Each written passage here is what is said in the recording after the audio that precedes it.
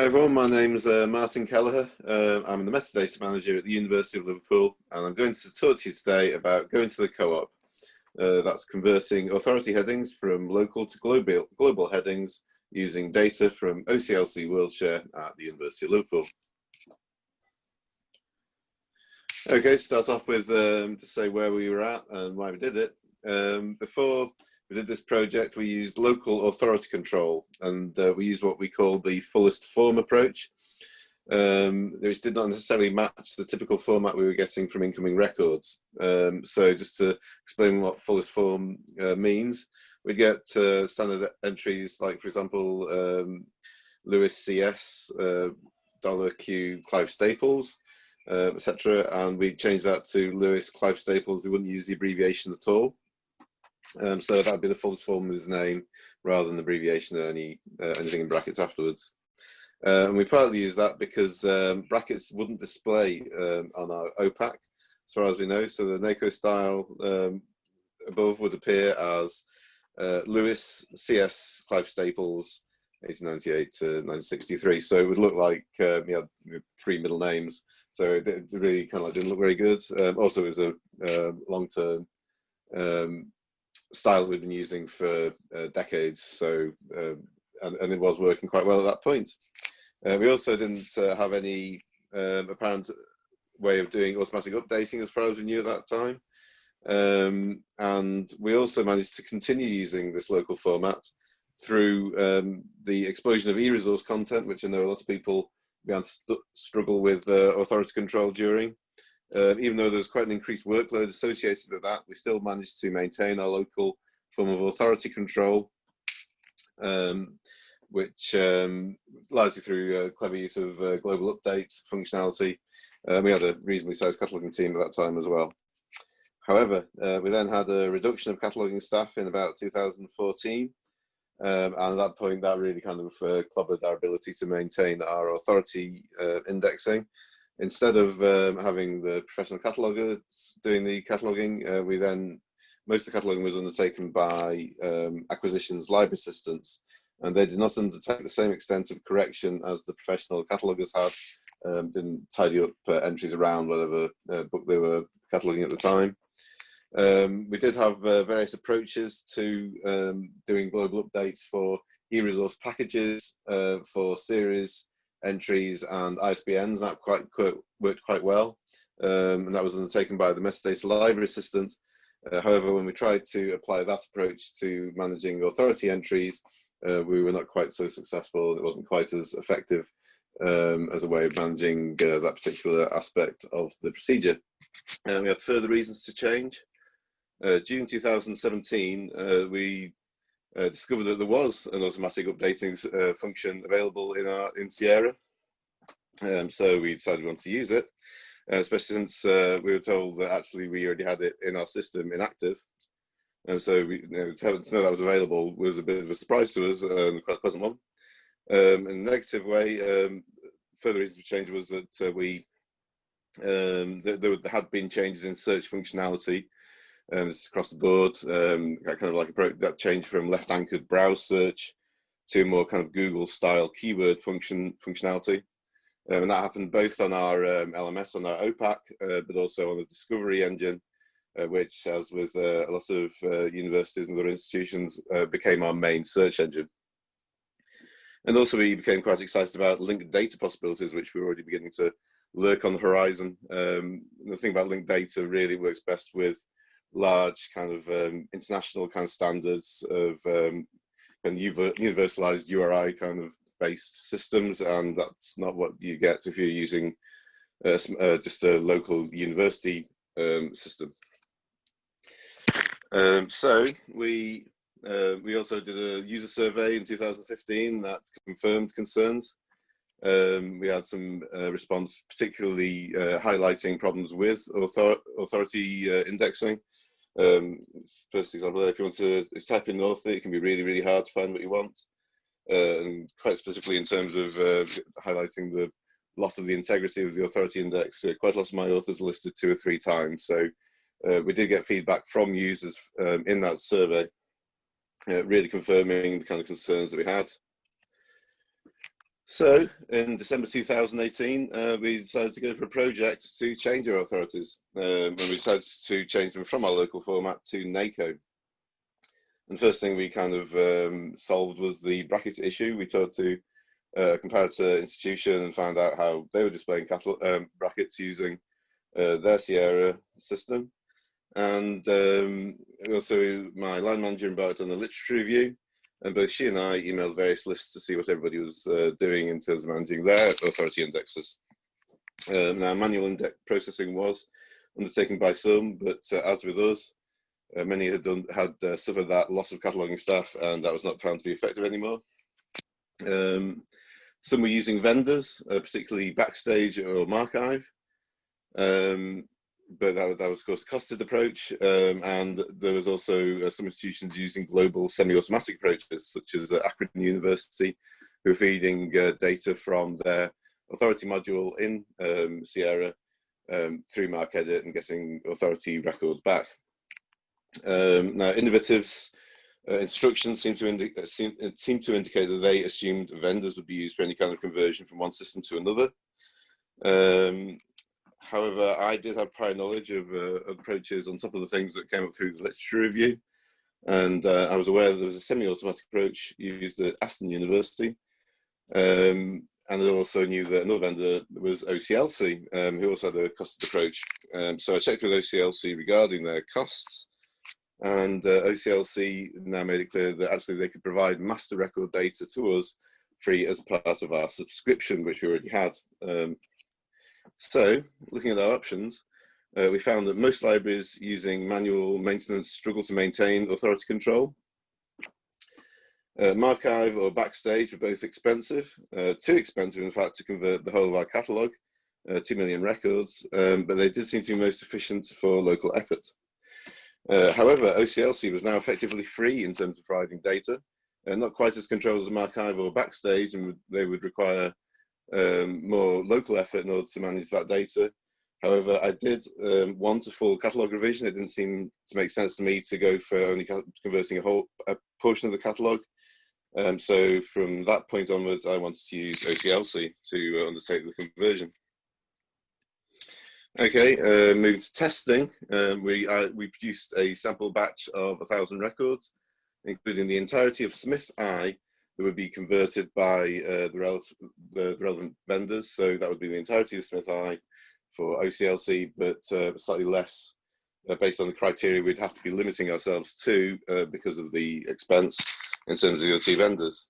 So we sent those out, and the return records were then loaded into the catalogue.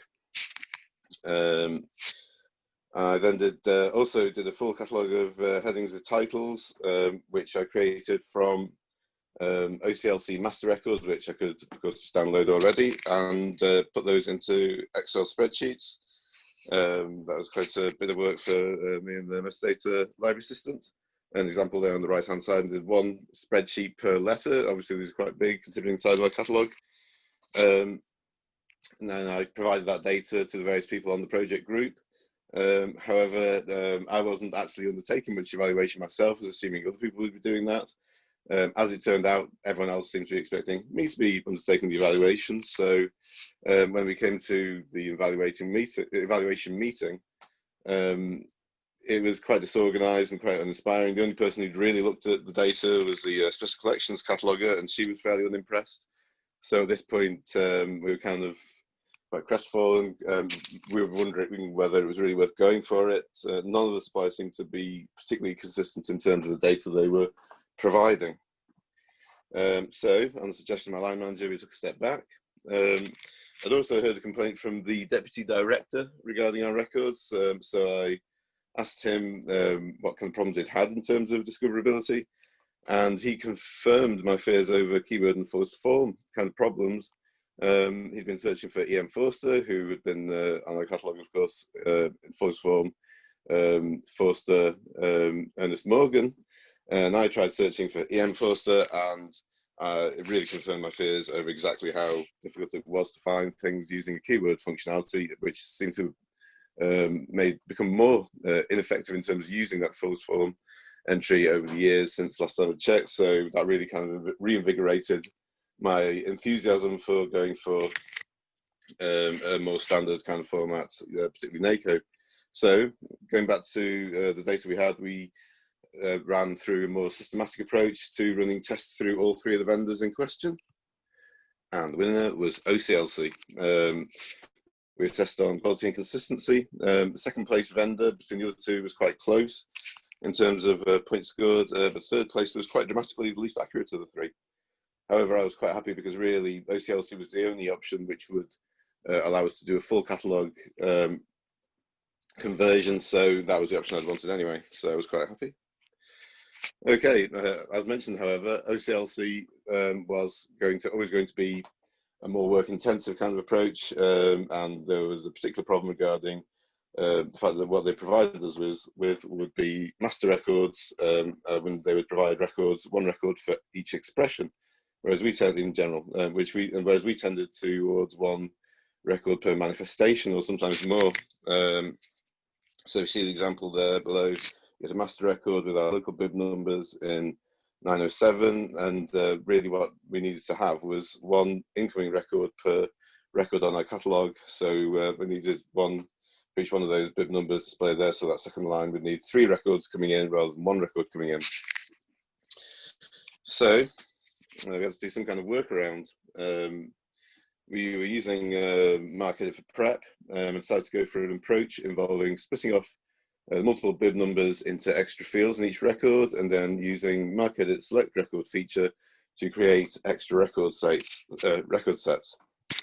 In some cases, there were some master records which matched up with, say, 17 local records. So in those cases, we used manual intervention instead, because that was more effective, because that would be a relatively small number of records per batch. Just to go through the technicalities of that. Start on the left, top left picture there. So we have a 907 field, and you might have like 4 or 5 entries in the field.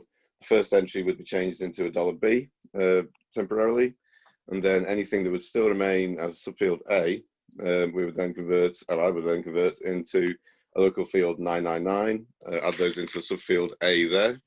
Go to the bottom left there, then because there'd be a space in between each bib number at this point, any extra entry after the second one would have space after it, so then put those into subfield B using the edit subfield utility, and then go back to the swap field utility on the bottom right, and then I would convert those from, say, 999 into a 998 field. I could cycle around that, and I generally did that down to a 996, so to the 5th particular bib number on each record, on each batch. Anything beyond that would be manually managed instead, rather than done using a global kind of find replace kind of approach.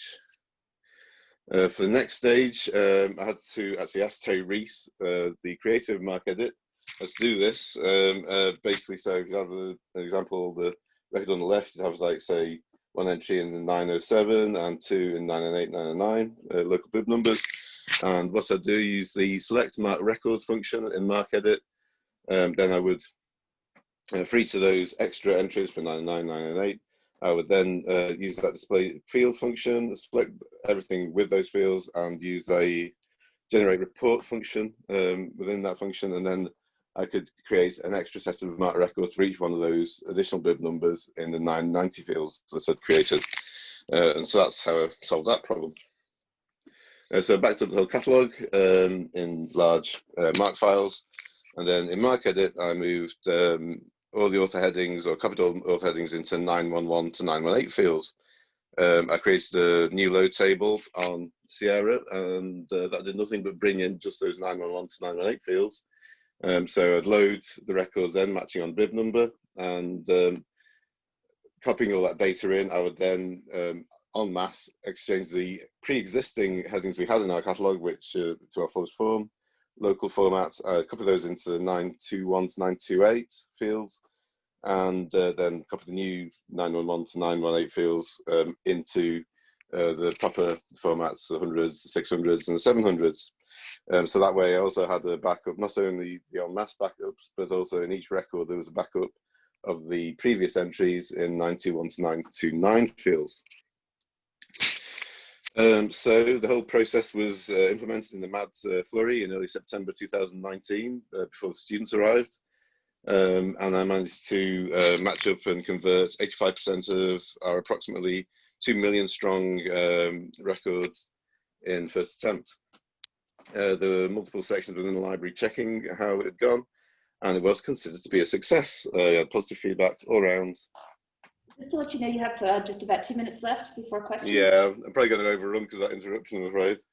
Right. But we had a few problems. Off prints were a bit off. The very basic journal article records mismatched with incoming data. Sci-fi articles were overmatched, particularly regular articles within journals would match with single articles in one particular issue, so they would be incorrect. And science fiction, again, the entries were quite often science fiction. For example, Philip K. Dick would come in with Philip Kindred Dick's proper name, but also Philip Kindred Dick, which was unusual. We kind of wonder if reality changed a little bit there, and which was true really, Kindred or Kindred. John Wyndham has written time travel science fiction. It seems to have time traveled himself. In some cases, this is an example there. He managed to be born 250 years approximately after he died. So science fiction in general, the entries weren't always fantastic. We also had problems with the incoming data had URIs for NACO embedded in them. However, they did display in the catalogue. So we had to convert them from being $0s to $7s so that they didn't mess up the indexing on the online catalogue. We also had a remaining unmatched 15%, including some that was non-matching because it was non-standard publication data split between the 260 field and non-standard 262 field. So I kind of corrected that en masse, sent it back to OCLC, and now 90% matched. But we then had to roll it back because Special Collections had also been working on some of those records, and they wanted to get some of that data back. So that was quite a messy procedure and put me off doing further final updates using for any remaining records.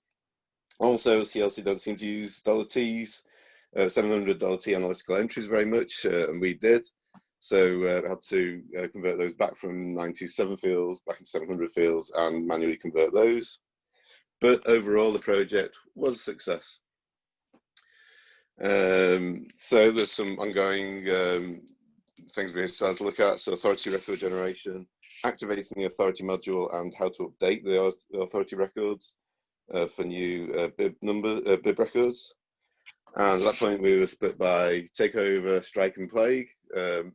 ProQuest bought Innovative, who still hadn't activated our authority module, and were telling us at that point that we had to pay for it. I was on strike because I'm in UCU and they were on strike, so I was on strike. And of course, just like everybody else, we had COVID-19 hitting us.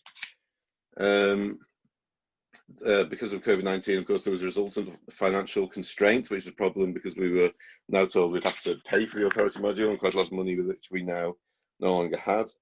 However, I'd been in communication with Martha Sanders, who's Innovative's authority expert, and she did a bit of delving and talked to the head of Innovative Dublin, and it turned out that actually we had bought it after all, but the authority module after all, so we wouldn't have to pay any extra to get it installed. So moved on to authority record creation during lockdown. I copied Will Peden's approach, which you can find in the previous conference proceedings 2018, and but we could skip a point, skip a part of the process he was using because we had those NACO URIs in the $zeros, and so rather than having to generate those that NACO data, we could just go straight into using MarcEdit, the Z3950 SOU client function, to download the authority records straight from Library of Congress's database. So then we moved to, we had a consultancy, an innovative consultancy at the time. So we asked them how was the best approach to implementing the authority module and authority records. Eva, our consultant, also came to the rescue in terms of actually getting the module installed and activated. And so that finally happened in July, and then I sorted an overwriting load table, which is slightly localized because it seems to be a missing field in the load table provided by Sierra. And I loaded the name authority records. And so the system was finally in place. very recently, August 2020. So was that it? Were we finished? Just a few little things. Still need to really check the system properly to see if the automatic updating is really happening properly. And we had finished loading the authority records. All the records have loaded so far. 350,000 of them. They're just the personal name records for our catalogue. So we've got to load corporate, conference, and subject records as well. We also need to establish a regular practice of updating the authority file, the authority record file, using $0 data in the same method as described. And also we want to go for NACO training in September, later this month, which was delayed from March because of the virus.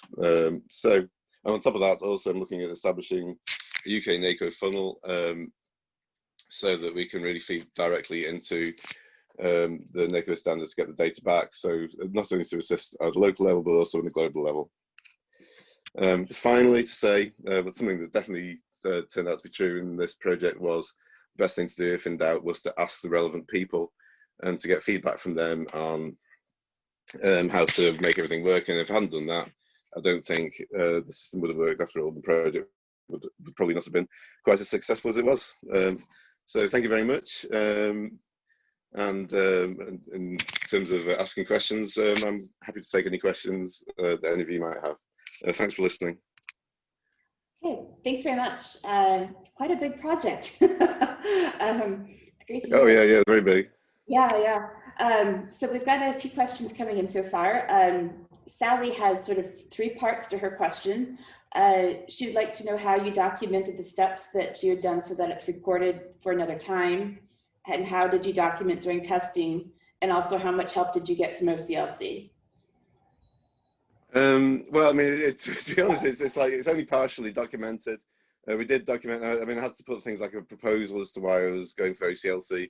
Line manager done proposals for going for the other 2 vendors. So we've got quite a bit of documentation. It's all in its little folder on the shared drive. Most of the processors have got separate little documents. I haven't really compiled it properly into a single document, but yeah, probably I should compile that properly.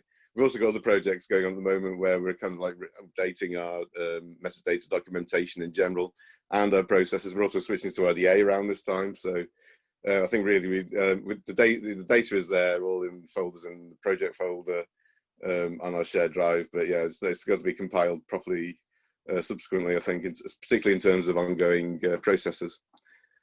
In terms of OCLC, well, I was mostly in contact with Paul Shackleton quite a lot in terms of how to do everything. So he was definitely quite helpful. And at one point, I had an online meeting and an online call, and basically went through the process of how to create the master record files and things like that. Also talked to George Bingham, as mentioned there on that final slide. We're looking at, but he was looking at providing data through Excel formats, which I didn't think would be quite as easy as managing stuff by just importing things from master records themselves. So didn't go for that in the end. I mean, they're reasonably helpful, I think. Yeah, they're very good. I mean, they didn't necessarily have to tell me that they could provide that master record data for free. You know, I think some of the functionalities were also quite new when we were using it. So yeah, they were definitely very helpful at every point when they really needed them. So yeah, is that all the 3 parts, or was there another part to the question? That's great, thanks. And I have a question from Gemma, who came in a bit late, but maybe you could go into this a bit more detail. It's an interesting question. She was just interested in what the issues and concerns specifically around special collections were, and whether the concerns for the special collections librarians were addressed. Oh, well, totally. I mean, I've got to say, one of the things that's been quite successful over the last couple of years is really kind of bringing special collections and kind of like the main library metadata section together. Really kind of talking a lot more than we have done in the whole time I've been there, really. I mean, they obviously have got like a much more qualitative approach and on an individual record basis. So it was very important to kind of get them on board and also to have their input, you know, because obviously they had, I mean, I generally spend most of my time sitting around large batches of records, you know, so I don't do much of the local, like, you know, single record editing. So at some point you kind of like lose a bit of perspective in terms of that kind of qualitative approach. So their input in terms of actually evaluating the data that was coming in and was very, very useful. Yeah, and they did input into the process. I was quite keen to get them in as soon as possible, and I'm glad they definitely kind of evaluated it quite well. So yeah, I think it was really quite a success in terms of bringing our sections together and making sure that their concerns were met. As I said, we did have to roll back. They were quite vocal whenever there was any kind of issue. Obviously, special collections, they've got individual copy kind of approaches where they have things like, you know, who owned that particular copy of the book. They had extra data in author entries for, you know, what was who printed the book and things like that. So their input was crucial, really, and I'm very glad that we managed it quite well. I think we did. That's great. Okay. That's really great. That doesn't always happen, so it's great to hear. Will Peden would like to thank you for the shout out, and he's curious to know if you are going to update the records in a systematic way in the future. For example, he already does a yearly update of already existing records, something like that. Yeah, well, as I say, we haven't even generated them all. I mean, the name, the personal name headings themselves, that's already 350,000, so we just about managed to do that. And it's quite slow using that system, using MarcEdit, but quite effective. So, I mean, really, we've got to generate all the rest of those records to start off with. I mean, the way that, I'm not totally sure how effective the method that I'm thinking of doing is going to be, but I mean, we're hoping to use whatever data we get in terms of importing records using the URIs that you get in $zeros in name entries, but whether that's going to be enough, I'm not totally sure. But certainly we're going to do in the first case. We're kind of also, that innovative consultancy is also leading to changes in terms of how we import records. Hopefully we should be getting more $zeros in the records that come in. So hopefully that'll be enough in terms of generating data. But now we've got the authority module activated. Of course, that highlights records that don't have matching authority entries, so we can monitor that. And if necessary, we could always just start creating extra authority records using Will's method, quite possibly either that or the method used at Akron University, which goes straight from the authority module data rather than bib record data. So yeah, so I might well use Will's method, or if it seems that like the data we're getting in those $zeros in name entries is insufficient. So we're not totally sure yet, but that's what I'm going on first case. But yeah, it might end up going for the full hog, same as Will does. Right. So with that, just to say, we're at the official end of the session time, but we've got a few more questions. So since we had a little technical issue, would you be okay to answer a couple? Yeah, that's fine, yeah. Okay. So the next one was from June. Were there any concerns about the loss of local data and converting to NACO records? Well, there was, which is why, I mean, I've got to say, actually, the data that we got in from OCLC in many cases turned out to be include more entries, more data than we had in pre-existing records in some cases. But in some cases that wasn't totally true. For example, you get things like conference records for conferences, and we'd have things headings for the editors, whereas OCLC's incoming data would just be an entry for just conference in the 111 field or whatever. Particularly science fiction, again, it turned out, I didn't really realize this before the project was undertaken, that actually the previous science fiction librarian, and he'd added in extra entries for things like people who'd written introductions and the illustrators, all that kind of stuff. So we still need to do some kind of retro conversion. But I mean, the thing is that the good thing about the way the exchange of data, that data is still in the records, it's still in those 920 fields. So really, we've not actually lost that data, and we've got it in a quite handy format, or like things have had quite handy format. So because we can always revert data and kind of reintroduce it back into the main records, not quite as worried about the whole thing really. So that's why I did that kind of double backup, both in each record and also the full catalogue backup. So yeah, so I think we went for a safety first. That first safety first approach kind of reassured everybody, I think, and it does seem to be working. Okay, big question here from Helen. First of all, she said big project, as I thought as well. But have the service users appreciated the improvements? Well, to be honest, I'm not totally sure. I mean, we've not actually had much feedback from them. We've not done any user surveys since implementing it. I mean, we did it, you know, the main conversion happened last September. There's still a few little projects to happen subsequently. If any of that had any complaints, so yeah, maybe we should, particularly when we've tied up all the loose ends, do a bit of a user survey, see if anybody's really complaining about authority, you know, name searching again. Discovery issues, you know, but yeah, we haven't done actually a user survey since then. I mean, obviously things like, you know, lockdowns caused problems in terms of doing things like that, and they've had so many projects going on at the same time as well. So to be honest, we haven't actually really done a survey yet. Still a bit too early in the day for that, but yeah, hopefully, yeah, we should certainly do that at some point. And I have questions from just 2 more people. If we could just answer these quickly, because I don't want to make sure that you got all your time, and then we can have 5 minutes before the next paper. That's okay? Yeah, that's fine. Right. Fiona would like to know what happened to headings not matched, and did you keep some sort of local authority file? Well, as I say, like the authorities are still in those 920s. Now, I mean, the original way that we managed local authorities, we didn't actually use authority records very much previously.